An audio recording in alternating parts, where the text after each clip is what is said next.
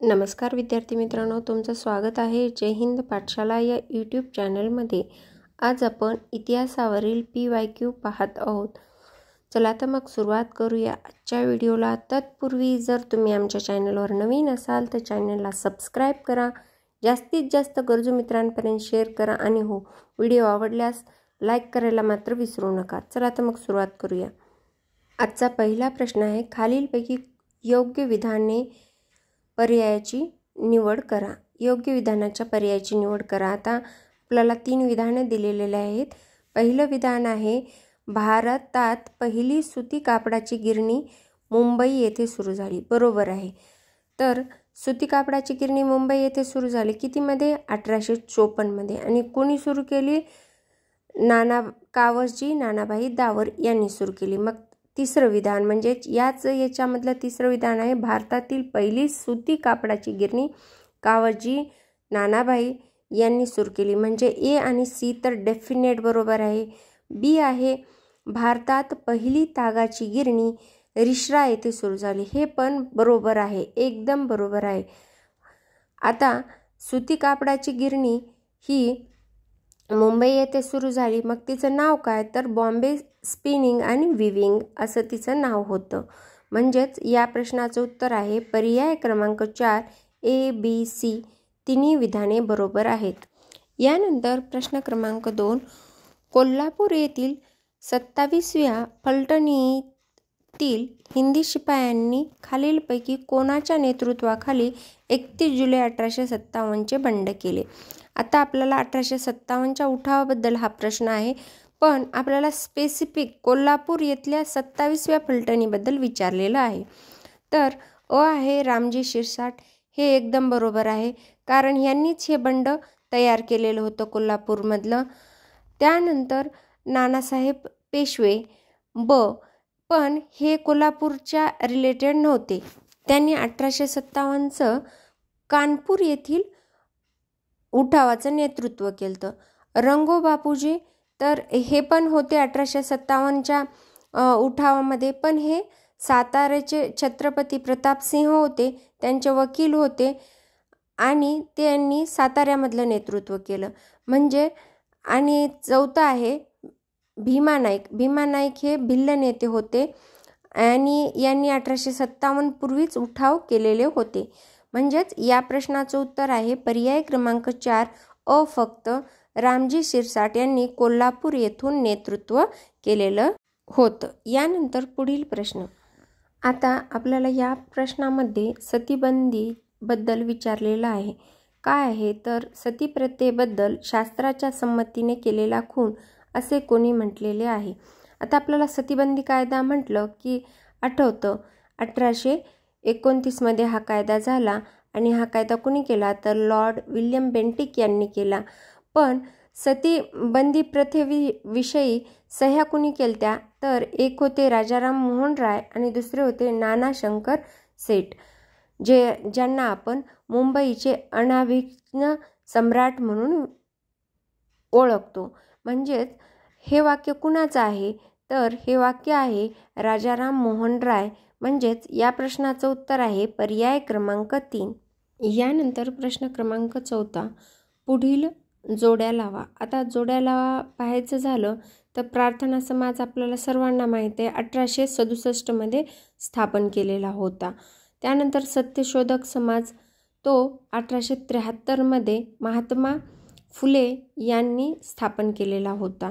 त्यानंतर सार्वजनिक सभा ही 1870 मध्ये स्थापन झाली आणि आर्य समाज हा 1875 मध्ये स्थापन झालेला होता।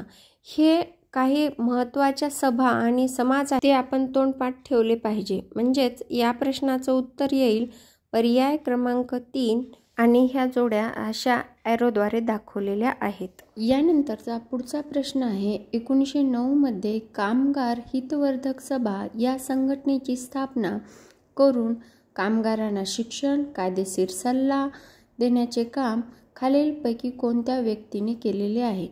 तर यामध्ये एक कन्फ्युजन ऑप्शन टाकलेला आहे। तर आपल्याला माहीत असतं की हरिश्चंद्र तालचेकर हे कामगार धक सभेशी संबंधित आहेत, पण हरिहर सोनूने हे नाहीत. म्हणजेच या प्रश्नाचं उत्तर आहे अ, ब आणि ड. म्हणजे भिवाजी नरे हे कामगार हितवर्धक संघटनेशी संबंधित होते. त्याचबरोबर सीताराम बोले आणि बॅरिस्टर हरिश्चंद्र तालचेकर हे सुद्धा या संघटनेचे स्थापक सदस्य होते.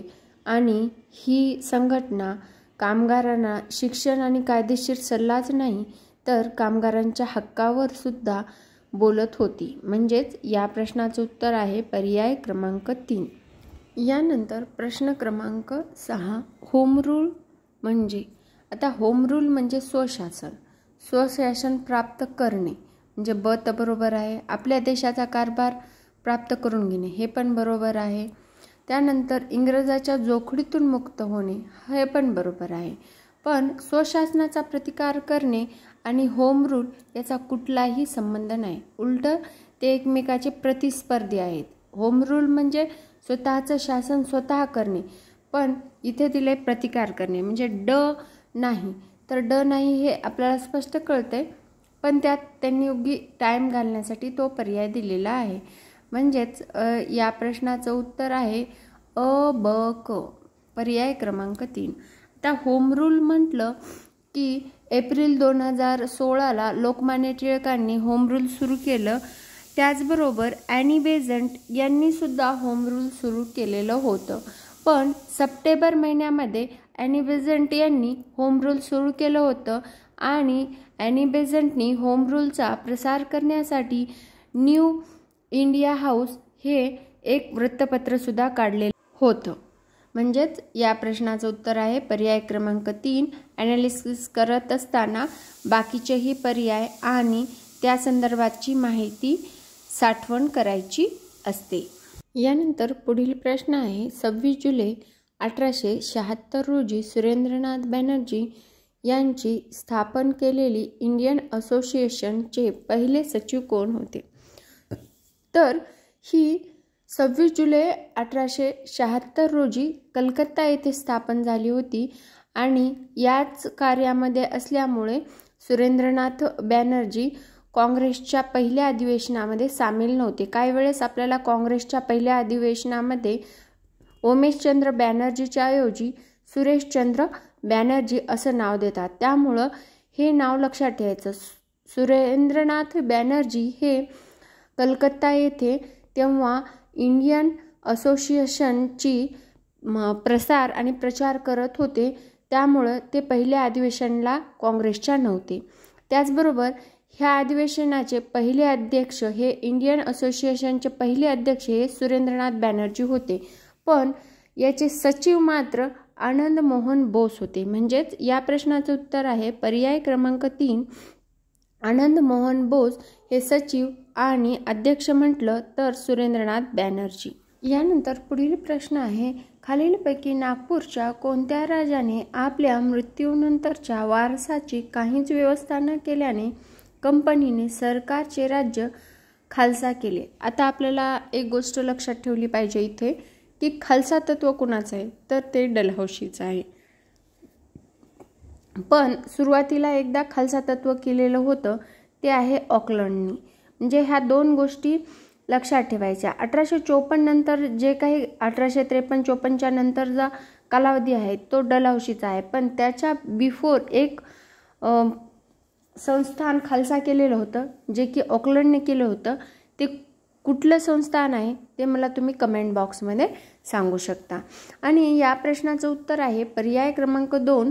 राजा रघुजी तिसरा हा खालसा धोरण म्हणजे पुढच्या पिढीचं किंवा वारसाचं काहीच व्यवस्था न केल्यामुळे यांचं राज्य खालसा केलेलं होतं.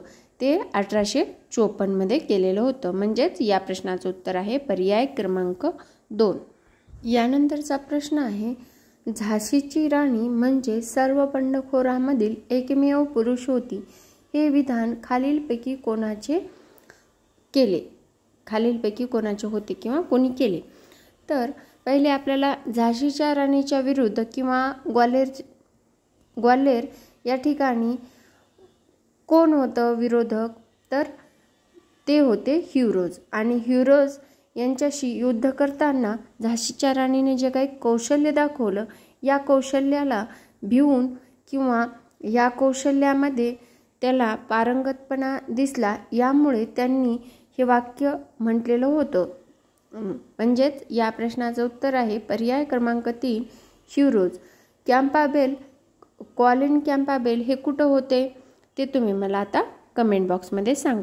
यानंतर 27 जुलै 1889 रोजी लंडन येथे राष्ट्रीय काँग्रेसच्या ब्रिटिश इंडिया कमिटीच्या स्थापनेमध्ये खालीलपैकी कोणत्या व्यक्ती संबंधित होत्या? पहिली गोष्ट तर ब्रिटिश इंडिया कमिटी ही कशासाठी स्थापन केली? तर भारतीय लोकांना ब्रिटिश लोकांचाही पाठिंबा भेटाव यासाठी ही कमिटी स्थापन केलेली होती. आणि या कमिटीचे अध्यक्ष होते विल्यम वेडरबर्न आणि त्याचबरोबर याचे सचिव मात्र डिग्बी हे होते. म्हणजेच या प्रश्नाचं उत्तर आहे पर्याय क्रमांक 4. या कमिटीमध्ये sir Allan Hume, Digby, Dadabhai Naoroji, Rameshchandra Banerjee, Wedderburn आणि केन हे एवढे सदस्य होते. आज आता आपण इथेच थांबूया. भेटूया पुढील व्हिडिओमध्ये.